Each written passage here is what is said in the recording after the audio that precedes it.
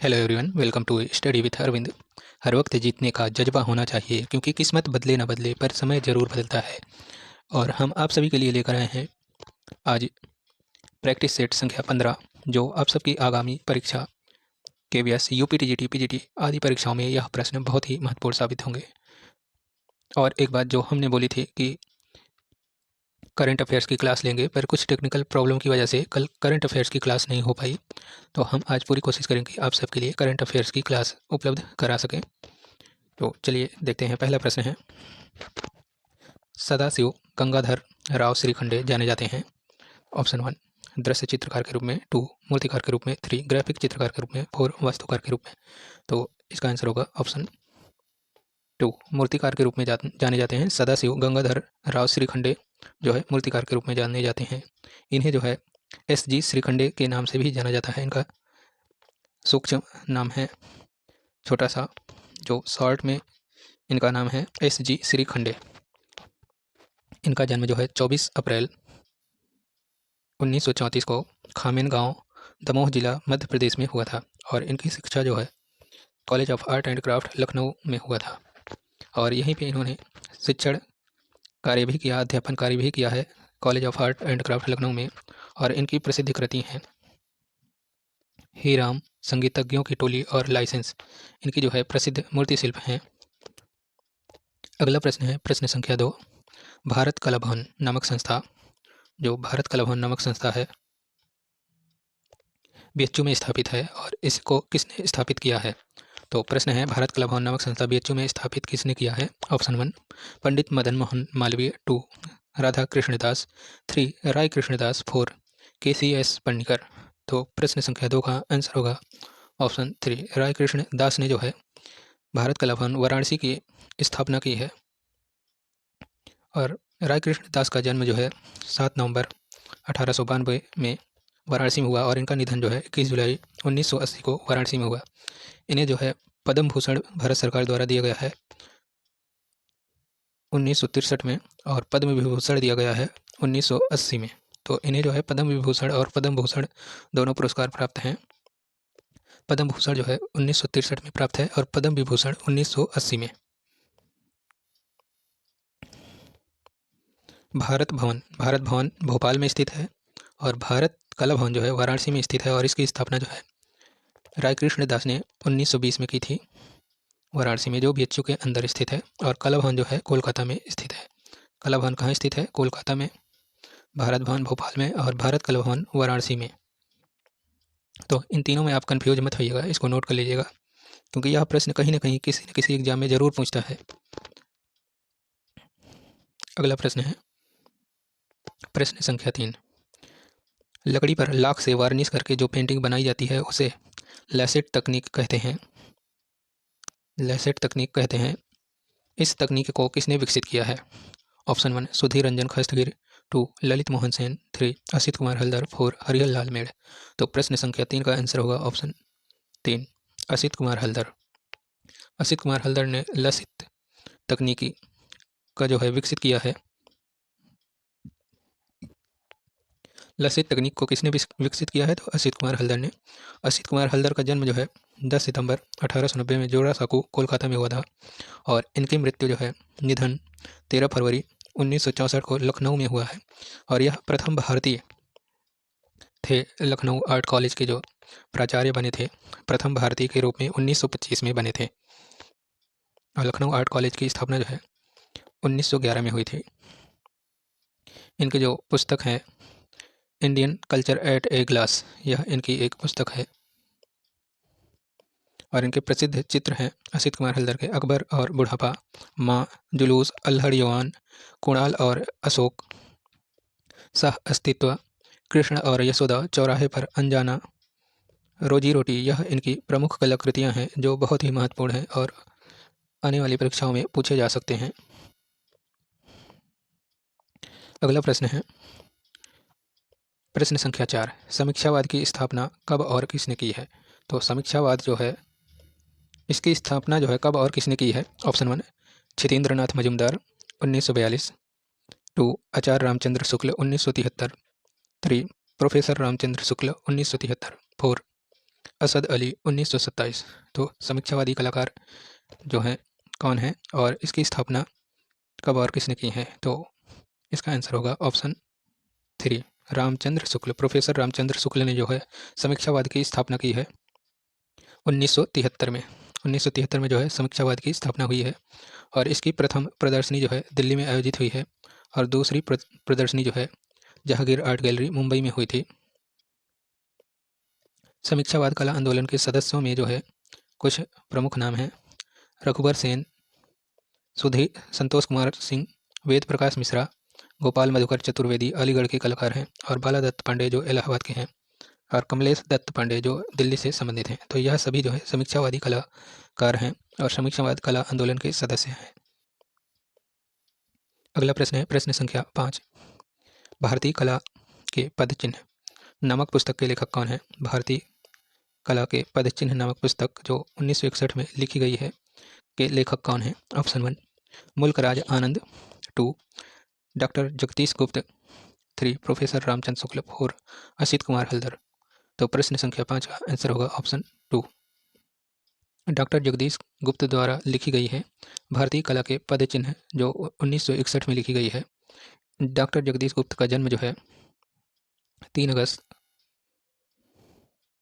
1942 को शाहाबाद हरदोई उत्तर प्रदेश में हुआ था और इनके कला गुरु जो हैं क्षितेंद्र नाथ मजूमदार हैं और इनकी प्रसिद्ध पुस्तकें हैं प्रागैतिहासिक भारतीय चित्रकला जो 1967 में लिखी गई है 1967 में, नाव के पाँव, बोधिसत्व, यह इनकी प्रमुख पुस्तकें हैं। और जो प्रश्न था वह था कि भारतीय कला के पदचिन्ह, यह भी इन्हीं की पुस्तक है डॉक्टर जगदीश गुप्त की। तो अगला प्रश्न देखते हैं प्रश्न संख्या 6, प्रसिद्ध चित्र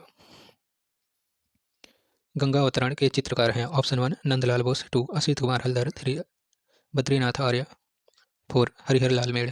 तो प्रसिद्ध चित्र गंगा अवतरण के चित्रकार कौन है? तो इसका आंसर होगा ऑप्शन 3, बद्रीनाथ आर्य का जो है गंगा अवतरण चित्र है और यह बहुत ही प्रसिद्ध चित्र है। जैसे कि इनका एक और चित्र है सांवरी जो इलाहाबाद संग्रहालय में संग्रहित है, इलाहाबाद संग्रहालय की कला वेदिका में संग्रहित है और सांवरी चित्र जो है वास्तु शैली में चित्रित है और यह बद्रीनाथ आर्य का गंगा अवतरण और सांवरी चित्र जो है यह दोनों चित्र बहुत ही प्रसिद्ध हैं। और बद्रीनाथ आर्य का जन्म जो है 1936 में पेशावर पाकिस्तान में हुआ था और इनके कला गुरु जो हैं वीरेश्वर सेन और चंद्रदेव हैं और इनकी अन्य प्रसिद्ध कलाकृतियाँ हैं जैसे लंका दहन, खेत की ओर, उदास शहर, सांवरी, पेड़ की छाँव में आदि जो हैं इनकी प्रसिद्ध चित्र हैं। तो अगला प्रश्न है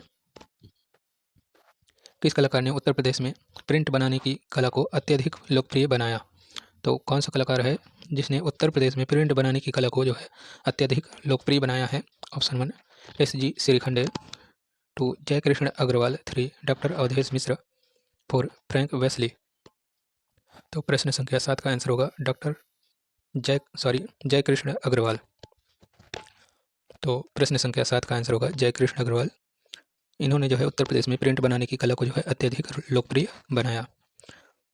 प्रिंट मेकिंग और फोटोग्राफर के क्षेत्र में इनकी जो है विशेषता है और इनका जन्म जो है अमरोहा उत्तर प्रदेश में 1941 में हुआ था।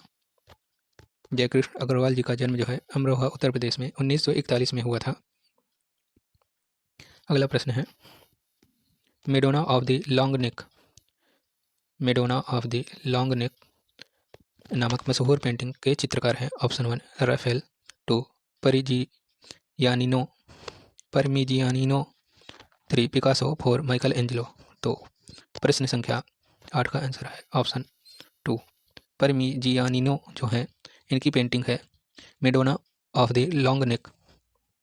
इनकी जो है बहुत ही मशहूर और प्रसिद्ध पेंटिंग है। इनका जन्म जो है परमिजियानिनो का जन्म जो है 11 जनवरी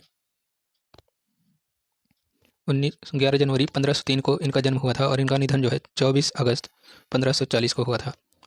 तो यह मात्र 37 वर्ष की आयु में जो है इनका निधन हो गया था और इनका चित्र निर्माण जो है यह मेडोना ऑफ द लॉन्ग नेक जो चित्र है इसका निर्माण लगभग 1535 में हुआ था और इस चित्र का जो है माध्यम है लकड़ी पर तैल रंग से बनाया गया है। मेडोना ऑफ द लॉन्ग नेक जो चित्र है वह लकड़ी पर तैल रंग से बनाया गया है। अगला प्रश्न है प्रश्न संख्या 9। दार्जिलिंग कुली गर्ल्स किस कलाकार का चित्र है? ऑप्शन 1 यामिनी राय, 2 एन.एस. बेंद्रे, 3 के हेब्बार, 4 अमृता शेरगिल। तो प्रश्न संख्या 9 का आंसर होगा ऑप्शन 2 एन.एस. बेंद्रे। दार्जिलिंग कुली गर्ल्स जो चित्र है एन.एस. बेंद्रे जी का है और इनका जन्म जो है 21 अगस्त 1910 इंदौर मध्य प्रदेश में हुआ था और इनका निधन 9 फरवरी 1992 में हुआ था। अगला प्रश्न है प्रश्न संख्या 10। अचल जीवन चित्रकला स्टिल लाइफ पेंटिंग। अचल जीवन चित्रकला स्टिल लाइफ पेंटिंग किसका चित्रण है? ऑप्शन 1 सजीव वस्तुओं का चित्रण, 2 निर्जीव वस्तुओं का चित्रण, 3 न तो सजीव न ही निर्जीव वस्तुओं का चित्रण, 4 सजीव और निर्जीव दोनों वस्तुओं का चित्रण। तो प्रश्न संख्या 10 का आंसर होगा ऑप्शन 2। अचल जीवन चित्रकला स्टिल लाइफ पेंटिंग जो है किसका चित्रण है? तो निर्जीव वस्तुओं का चित्रण जो है स्टिल लाइफ पेंटिंग है। तो इसका आंसर होगा ऑप्शन 2। अगला प्रश्न है प्रश्न संख्या 11। जवाहर कला केंद्र जयपुर की स्थापना कब हुई थी? तो जवाहर कला केंद्र जयपुर की स्थापना कब हुई थी? ऑप्शन 1 1993, 2 1954, 3 1991, 4 1982। तो जवाहर कला केंद्र जयपुर की स्थापना जो है कब हुई थी? तो प्रश्न संख्या 11 का आंसर होगा ऑप्शन 1। ऑप्शन 1 होगा प्रश्न संख्या 11 का आंसर होगा ऑप्शन 1। 1993 में जो है जवाहर कला केंद्र जयपुर की स्थापना हुई थी और इसके वास्तुकार जो हैं चार्ल्स कोरिया हैं जो 1986 में जो है इसका डिजाइन किए थे और 1993 में यह बनकर तैयार हुआ था जवाहर कला केंद्र जो जयपुर में स्थित है। अगला प्रश्न है किस भारतीय चित्रकार को रंगों का सम्राट कहा गया है? किस भारतीय चित्रकार को रंगों का सम्राट कहा गया है? Option 1 N S. Bendre, 2 S H. Raja, 3 M F. Husain, 4 Abdul Rahman Chughtai. तो किस भारतीय चित्रकार को रंगों का सम्राट कहा गया है? तो इसका आंसर होगा ऑप्शन 4 अब्दुल रहमान चुगताई को जो है रंगों का सम्राट कहा गया है और इनका जन्म जो है 1894 में लाहौर पाकिस्तान में हुआ था और इनका निधन 17 जनवरी 1975 को लाहौर पाकिस्तान में हुआ था। इनके प्रसिद्ध चित्र हैं अनारकली, प्रिंस सलीम, प्रेम के लिए, विरहणी राधिका, उमर खयाम, होली, दी बॉन्ड ऑफ लव, अमृत जल आदि जो है इनकी प्रसिद्ध कलाकृतियाँ हैं। तो अगला प्रश्न है प्रश्न संख्या 13। के हेब्बार का जन्म हुआ था? तो के हेब्बार का जन्म कहाँ हुआ था? ऑप्शन 1 असम में, 2 पश्चिम बंगाल में, 3 आंध्र प्रदेश में, 4 कर्नाटक में। तो के हेब्बार का जन्म हुआ था तो इसका आंसर होगा ऑप्शन 4। के हेब्बार का जन्म जो है कर्नाटक में हुआ था 15 जून 2011 को 15 जून 1911 को। तो इनका जन्म कब हुआ था? 15 जून 1911 को। कहाँ हुआ था? कर्नाटक में। और इनका निधन जो है 26 मार्च 1996 को मुंबई में हुआ था। इन्हें जो है पद्म भूषण 1989 में मिला है और पद्म श्री 1961 में प्राप्त हुआ है। भारत सरकार द्वारा यह दोनों पुरस्कार दिया गया है के हेब्बर को। अगला प्रश्न है प्रश्न संख्या 14। सिंधु सभ्यता में प्राप्त पात्रों पर चित्रकारी प्रधानतया किस रंग से की गई है? ऑप्शन 1 हरे रंग, 2 लाल रंग, 3 काले रंग, 4 नीले रंग। तो प्रश्न संख्या 14 का उत्तर होगा आंसर होगा ऑप्शन 3। सिंधु घाटी सभ्यता से प्राप्त पात्रों पर जो है चित्रकारी हुई है किस रंग से हुई है? तो काले रंग से हुई है। तो इसका आंसर होगा ऑप्शन 3 काले रंग। अगला प्रश्न है प्रश्न संख्या 15। यूनेस्को द्वारा घोषित अमृता शेरगिल अंतर्राष्ट्रीय वर्ष है। तो अमृता शेरगिल अंतर्राष्ट्रीय वर्ष कौन सा है? यह जो है एनवीएस 2019 का पेपर में जो है यह प्रश्न पूछा जा चुका है। ऑप्शन 1 है 1941, 2 2013, 3 1913, 4 1978। तो प्रश्न संख्या 15 का आंसर होगा ऑप्शन 2 2013 को जो है अमृता शेरगिल अंतर्राष्ट्रीय वर्ष मनाया गया है। तो यह प्रश्न जो है एनवीएस 2019 में पूछा जा चुका है। तो इसका आंसर जो है एनवीएस आयोग द्वारा जो है 2013 ही माना गया है। और अमृता शेरगिल का जन्म जो है बुडापेस्ट हंगरी में 1913 में जन्म हुआ था और इनकी मृत्यु जो है 1941 में हुई थी। अगला प्रश्न है प्रश्न संख्या 16। आधुनिक भारतीय मूर्तिकार जिनका जन्म बंगाल के बांकुड़ा में हुआ था, तो वह आधुनिक भारतीय मूर्तिकार कौन है जिनका जन्म बांकुड़ा में हुआ था, बंगाल के बांकुड़ा में? तो देखते हैं। ऑप्शन 1 हिरण्य राय चौधरी, 2 धनराज भगत, 3 डी.पी. राय चौधरी, 4 राम किंकर बैज। तो प्रश्न संख्या 16 का आंसर होगा ऑप्शन 4 राम किंकर बैज। इनका जन्म जो है बंगाल के बांकुड़ा में हुआ था 25 मई 1906 को। 25 मई 6 को जो है 1906 को राम किंकर बैज का जन्म बंगाल के बांकुड़ा में हुआ था और इनका निधन 2 अगस्त 1980 के हुआ था 80 में हुआ था। और इनके प्रसिद्ध कार्य हैं मिल कॉल, यक्षी। यक्षी को जो है जोखो और जोखी नाम से भी जाना जाता है। संथाल परिवार, सुजाता, लेडी विथ डॉग। तो इनकी जो है प्रसिद्ध रचनाएं हैं, मूर्ति शिल्प हैं। अगला प्रश्न है प्रश्न संख्या 17। अमृतत्व की कला किस देश की प्राचीन कला को कहते हैं? तो अमृत की कला जो है किस देश की प्राचीन कला को कहते हैं? ऑप्शन 1 रोम, 2 इटली, 3 भारत, 4 मिस्र। तो प्रश्न संख्या 17 का आंसर होगा ऑप्शन 4 मिस्र की कला को जो है अमृतत्व की कला कहा जाता है। अगला प्रश्न है प्रश्न संख्या 18। पुरुष, महिला और पेड़। पुरुष, महिला और पेड़ किस भारतीय कलाकार की कृति है? तो यह भी प्रश्न जो है 2019 एनवीएस के पेपर में भी पूछा गया है और 2022 में भी यह प्रश्न आया था एनवीएस में। तो इसका आंसर देखते हैं। ऑप्शन 1 विकास भट्टाचार्य, 2 के लक्ष्मण गौड़, 3 जयंत पारिक, 4 कृष्णा रेड्डी। तो पुरुष, महिला और पेड़ नामक कृति जो है किस कलाकार की है? तो इसका आंसर होगा ऑप्शन 2। प्रश्न संख्या 18 का आंसर होगा ऑप्शन 2 के लक्ष्मण गौड़। के लक्ष्मण गौड़ का जो है जन्म 21 अगस्त 1940 को निजामपुर हैदराबाद में हुआ था और इन्हें जो है भारत सरकार द्वारा पद्म श्री पुरस्कार 2016 में दिया गया है, सम्मानित किया गया है पद्म श्री पुरस्कार से 2016 में। अगला प्रश्न है प्रश्न संख्या 19। 2019 में जॉन मीरो पुरस्कार किस कलाकार ने जीता था? तो 2019 का जॉन मीरो पुरस्कार जो है किस कलाकार ने जीता था? ऑप्शन 1 कृष्ण खन्ना, 2 जयंत पारिक, 3 कृष्ण ज्योति भट्ट, 4 नलिनी मलानी। तो 2019 का जॉन मीरो पुरस्कार किस कलाकार ने जीता था?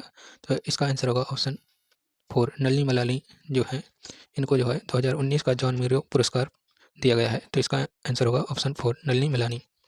नलिनी मलानी जी का जो है पहला वीडियो वर्क है ड्रीम हाउस जो 1969 में बनाया गया है और इनका जन्म जो है 19 फरवरी 1946 कराची ब्रिटिश भारत में आज़ादी से पहले जो है हुआ था 1946 में।